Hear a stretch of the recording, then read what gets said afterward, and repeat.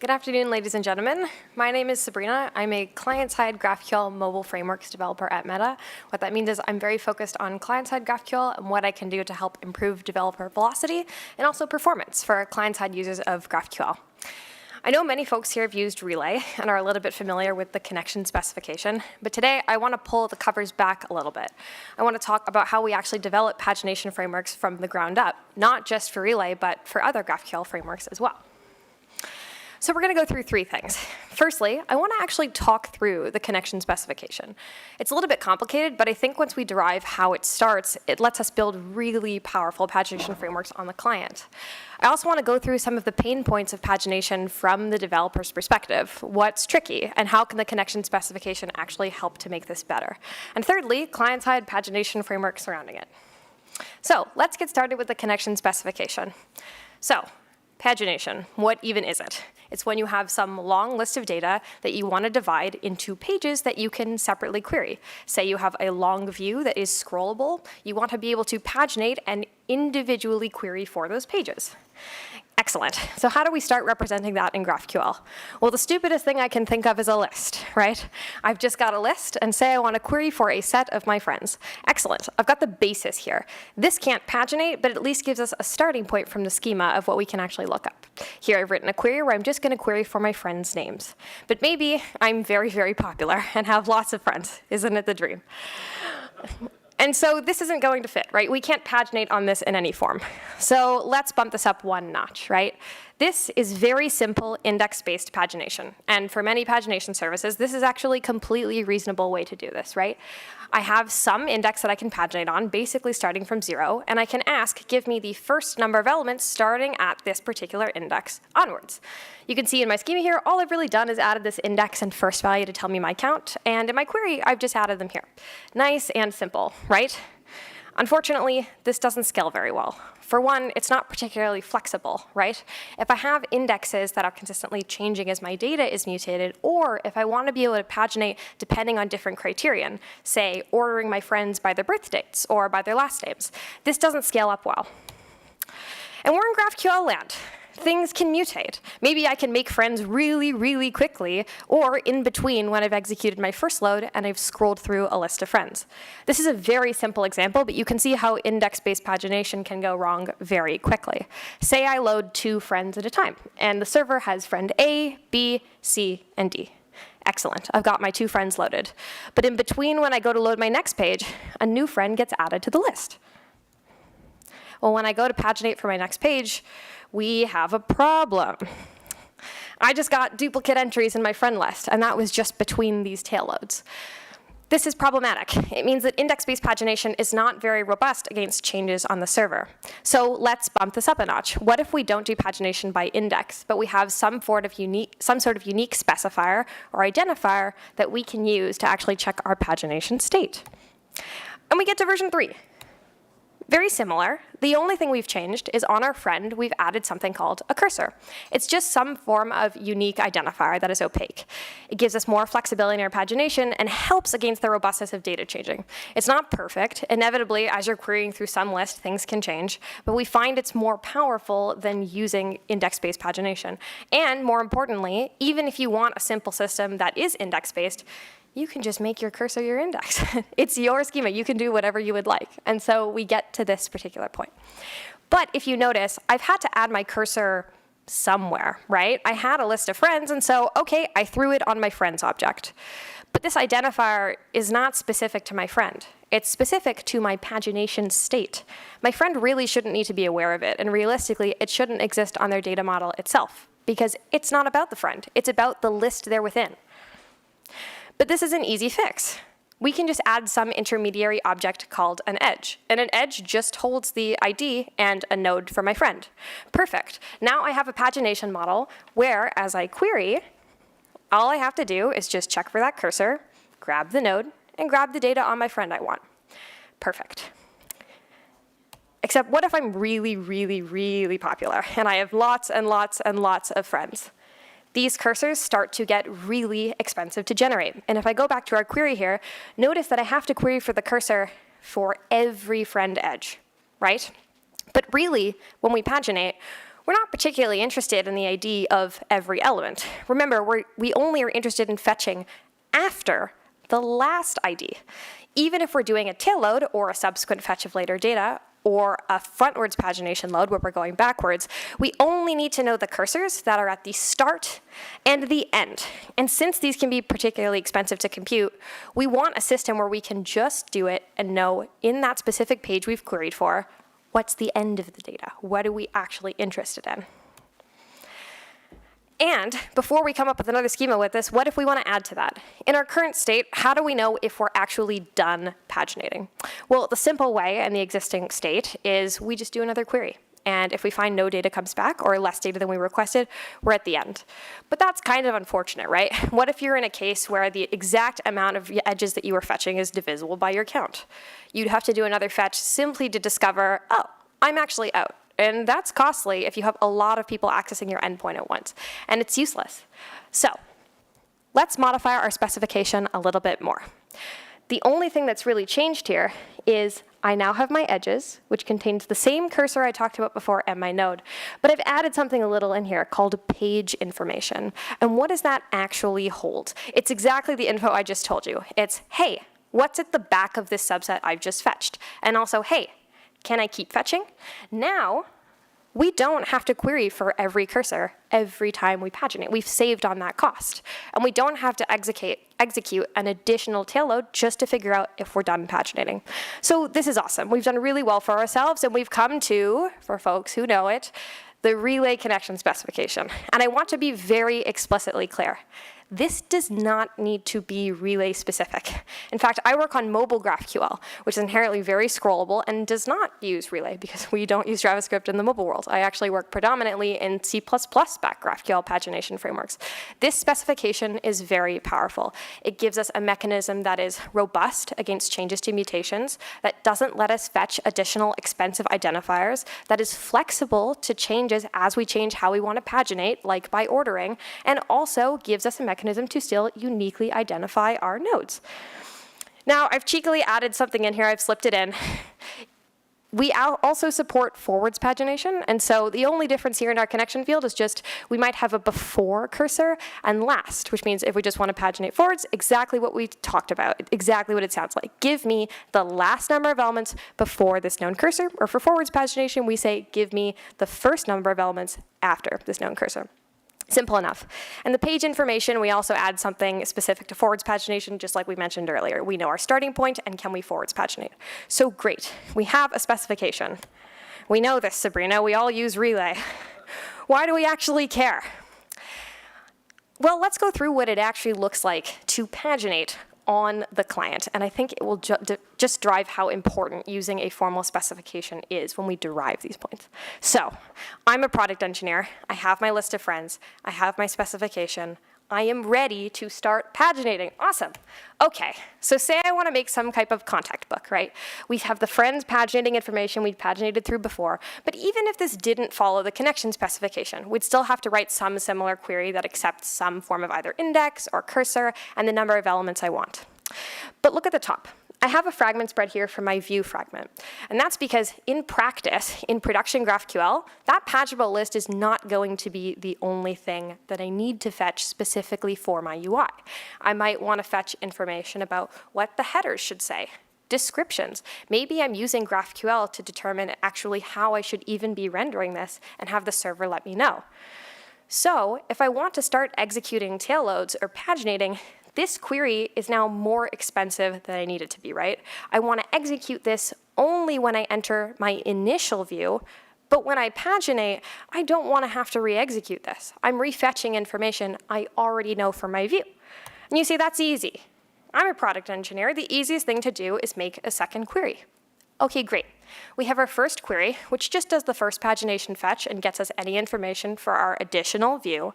And then anytime that we want to paginate, all we have to do is use our pagination query. Excellent. And then, of course, as we continue to do our tail loads, or as users continue to scroll, we concatenate these lists together on the product. You say to me, this is still easy as a product engineer, and I agree with you. But remember, we need to keep track of the cursors that came back in our page information. So on the product, we also have to keep track of the cursors and have state management to know as the pages come in from head loads or tail loads, where are we actually changing these cursors? And you say to me, again, still very easy. And of course, because we're responsible UI developers, we want to notify people when things are loading. We want to be able to display loading spinners as the requests are in flight. And inevitably, if things are a little slower, we want to protect against users aggressively scrolling and continually re-executing the same tail load. So we want to be able to both update the UI frameworks to say, okay, please show me a loading spinner, and also make sure that we're not executing the same tail load request in flight multiple times. And then we want to be performant, right? Maybe I'm going to revisit the surface multiple times. You can imagine with my friends, a contact list is something that I'd keep revisiting to keep looking through my friends list. And so I want to be able to cache this in a certain way. And so as a product engineer, I now also have to build some caching mechanism. Sure, I can pull from different libraries, and whether it's a disk cache or a memory cache seems completely reasonable. I have to validate the data some way as it comes out from the cache, but all of this is reasonable. Except here's the problem. The mobile world is inherently scrollable. Every surface, whether it's a feed, a notification, a timeline, is scrolling. And if you want to power these services, mobile or not, through GraphQL, this is a lot of boilerplate. And what we found in production is this authoring of separate queries, keeping track of the cursors, updating the loading states, and just managing this growing list becomes a huge amount of code duplication, especially as you start to change implementations across caches, or you want to start using advanced incremental delivery directives in GraphQL. And this is where the power of the connection specification comes in. We, as an infrastructure team, can actually generalize this. And since we know exactly the names of the fields you're paginating on, that is your edges and your node, and we know the exact argument name you're taking in for your after, before, first, and last variables, we can start to automate this.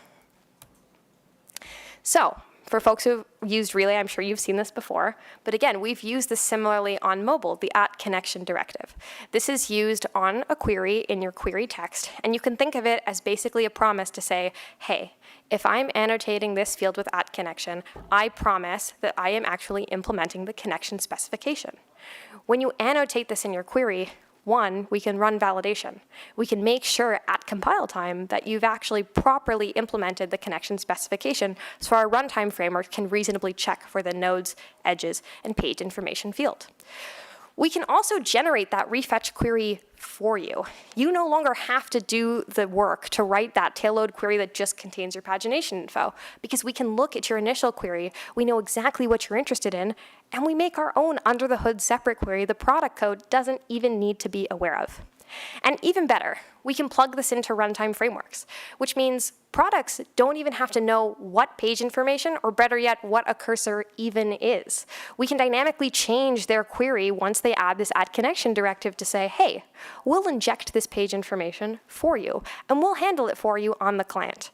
This is very powerful, right? You can see right away, our initial query got significantly simpler. We no longer have the page information, and we don't have to write a secondary query. This is awesome, right? We've gone from so much code just to this one query right away, and we're going to start to simplify it even further. You can tell I'm an infrastructure engineer because I don't always have the cleanest UIs.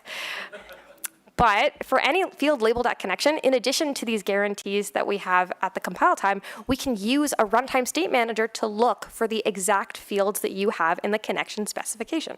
So this is a very simplified diagram. But importantly, this is a generalized framework that all connections can use, and no one needs to rewrite. You can see that the client executes some request, and it goes through a loading state service, a cursor service, and then to cache and/or network, depending if it's needed. Our loading state service can check if there are any pending requests in flight, reject ones that are already in flight, and also send a callback to tell the caller right away, hey, you're loading. You want to show a loading spinner here. And when the response comes back, we can simply mark the request as completed and send another update to the UI frameworks via a callback to say, hey, we're done loading. You can now display this information. The cursor service is also exactly as it sounds, right? As the requests are incoming, we know what cursors we can use because we have a state manager saving it for any field marked as @connection. And because we know that you are setting your cursors via the before and after query variables, depending on if you're forwards or backwards paginating, we can set these entirely in our infrastructure. Again, the product has no idea any of this is going on. All they have to do is tell us, hey, give me the next X pages, and we say, got it, and we handle everything for them. And when the request comes back in, we just update that last known start or end cursor depending on whether or not the data came back from the end of the list or the beginning. It also gives us complete control over caching and how requests are sent to network. We could completely bypass network if we know we have the implementation in cache. But we can also do even more with our cached implementations. So this is meant to be pseudocode. It is language agnostic because I really want to drive home that this isn't Relay and isn't JavaScript specific. You can do this in any paginable framework. But what this looks like from a product perspective is basically 3 functions, right? We have an execute initial load function that takes in some loading status callback and a response callback for when we have their pagination data, and load next and load previous page APIs to load the next page of information and previous. And you can imagine we then back some type of paginable list that's as simple as a list object of your edges and some identifier that you can use when you go to execute the next and previous page queries. So remember, we went from all of this. We went from having an initial query, a secondary written query, product concatenation logic, cursor management, loading state management, and caching to this. This is all the product developer needs to do. And this is entirely powered by the connection specification. We can only make frameworks like this because we know exactly what fields we're looking for. And when you annotate it with that connection, we can give our developers this guarantee that we can execute these requests on their behalf. Now the boilerplate is gone, right? Instead, we're in charge of that generic framework, which is very powerful for product engineers. They don't have to figure out caching or anything. We handle it for them, and they can write their UI views significantly faster. And we found this is really helpful for developer velocity. But here's the best part. We now own this infrastructure, which means we now have levers across the family of apps to try to find performance improvements specifically in this framework. That is, instead of experimentally testing on one surface, seeing if it works, and having to manually go change every single one, which I'm sure all of us have had to do at some point or another, we can do this all internally. So with caching, we can have custom caching policies. If you know that you want to disk cache, you can add a specification or configuration in your load next page or load previous page APIs to say use a disk cache. And the product doesn't have to know how that's implemented. We can handle it entirely for them and also validate the data that comes back with cache to make sure that it matches their new query in case they've changed it in between when it was cached. We can also handle in-memory caching. So we can store this data specifically in memory for them so that if they know they're only going to be consistently revisiting the surface in the same session, they can access it from memory and keep getting it back. We can also help make decisions on their behalf. Should we cache just the initial load? Should we cache all tail loads? Is there some balance in between? We can experiment and handle that completely in the infrastructure layer. And we can even let products have configurable time to live values. How old is acceptable for one surface might not necessarily be the same for another. So we can customize this. And again, we only get this at all because we have this shared connection specification that our connection directive has guaranteed they all follow. And for folks who follow open source GraphQL, I'm sure many of you are familiar with incremental delivery directives. We can even do this under the hood for pagination frameworks. For the uninitiated, these are relatively simple. Stream is exactly what it sounds like. You add it to some plural list, and instead of sending back the entirety of the list, we send back portions of it. You might say this seems antithetical if you're using pagination, right? You're declaratively announcing that you want each subsequent page. But we found that if you mix these paradigms, you can actually create something really powerful. You might want to load multiple pages that aren't necessarily immediately in view, but are very likely going to be scrolled to, so you want them streamed in, but don't want to pay the cost to have them delivered right away. We can use @stream on our connection edges, and we can actually apply this under the hood without the products knowing at the same time that we inject this page information into their query. Similarly, we can use defer. On what information? Well, if you're streaming in your edges, you don't need to know your end cursor right away because you can't yet continue paginating, you don't have all the data. So we can also defer the page information and say, hey, this is just metadata related to the connection. It doesn't handle what I'm actually viewing, so I don't need it right now. Under the hood, it looks something like this. We actually just apply the @stream directive directly on the edges and the defer label directly onto an inline fragment for the page information. And again, this is a powerful lever that we apply across connections. And it ends up looking something like this, right? We take all of this complexity and we bake it into a single load next page call. All that's changed here between this and the previous load next page call is a Boolean enable streaming, and what's my initial count? And if we have the Boolean true, we stream in the edges depending on their initial count, and we defer that page information. What I really want to drive home is that when we have powerful specifications like this, it lets us generalize infra solutions and also really improve both developer velocity and also performance.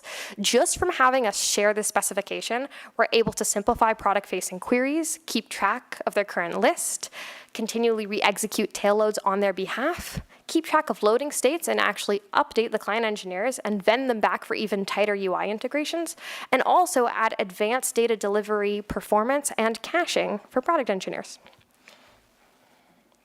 Thank you so much for listening to my talk. I'm very happy to answer questions as well.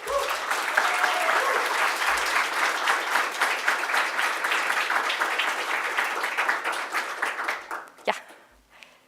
Go ahead. Yeah. So what complexity do you need to consider when you have like this kind of centralized? So when these membership changes, what kind of complexities do you consider to centralize the cache management? Quite a lot.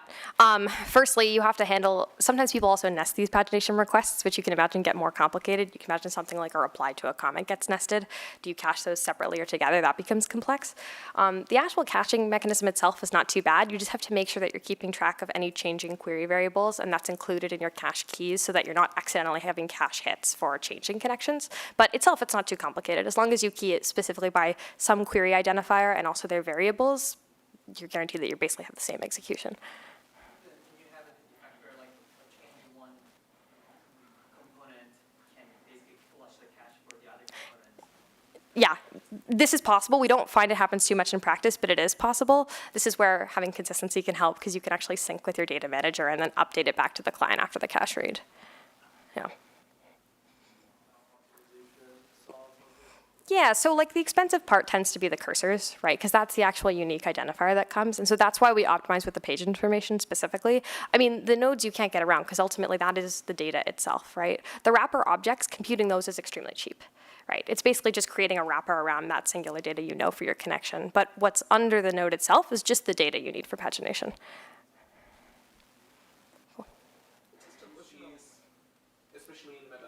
Yeah, so we've encountered this.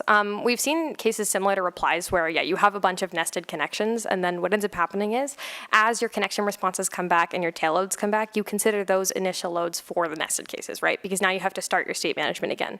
What we have actually found is that it is better to not nest them, which seems counterintuitive based off of the data model, but for the exact reasons you've outlined, right? One, state management becomes much more convoluted. We're capable of doing it, and we have done it on the client in production before, but we also find that as things change, this model tends to fall apart more or less. What most folks do, for the most part, we only see nesting on the order of 2, is in like one main parent and then one main nested fragment. And so what we generally suggest in that case is just keeping them separate and having an identifier for your connection and then using the connection specification but not nesting it. So you have a separate query, you know that refetch ID from your first one and keeping it separate. It just keeps the cache layers similar and then it gets around the issue of, oh, well, I've cached both my parent and my sub connection, but now just the sub connection has changed. That way you can have a separate time to live value for the cached nested value, which is no longer nested.